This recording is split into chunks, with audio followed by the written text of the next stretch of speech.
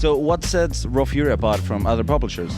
So we like to think of ourselves as an UnPublisher, essentially a company that was formed from having a lot of experience with traditional publishing and finding out that a lot of that model sucks. It's not very fair for developers, and it prioritizes profit over treating the developers like a partnership, like equal partners in a relationship.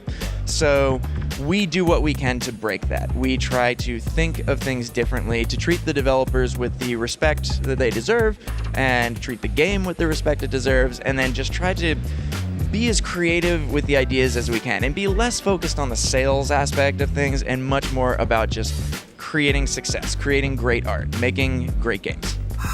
How many people are working at Raw Fury right now?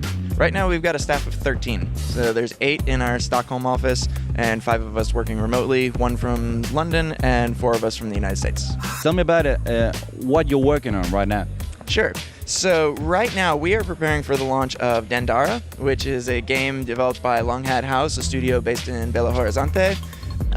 Right after that, we've got a exciting lineup of games which we've just started announcing a few of our partnerships with some great studios, which includes a game called Bad North, and a game called Night Call, and a game called Atomic Crops. We'll be announcing a few more partnerships over the next couple of months. We also have The Last Night, but that one's going to be a little bit later. They're all going to be incredible games, for sure. How often do you get compared to Luke Skywalker? All the time. Basically, I was getting compared to him before I had ever even seen Star Wars as a kid. Is Raw Fury trying to fill a gap that Devolver left right now? I cannot speak to what Devolver's strategy is, and I think that they do great work as well. They definitely put out tons of really fun games that I love to play. Yes, in one sense, we are swimming in the same ocean, but, we're all in this thing to make great games, and I think they do what they do and we do what we do. So if we, by tangent, are filling a gap that they're not, then cool. But, we'll just let them do what they do. A lot of times people tend to think that we're a pixel art publisher, but I think that's just a happy accident that a lot of the games that we have signed happen to have that pixel art style.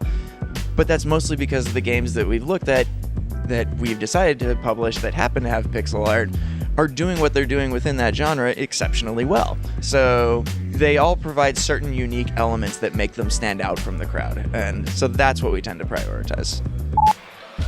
Well, just a second, right? Sure. I have to scratch my face too.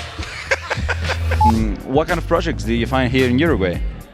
Oh, I found a ton of great projects. So, if anything, I'm really impressed with the diversity of the projects I've been looking at. So many unique ideas. Just adding to it the fact that I get to interface with a lot of great developers that are developing these fantastic ideas from a part of the world I've never been to. So it's been really awesome. Well, thank you so much, Luke. My pleasure. Presentador.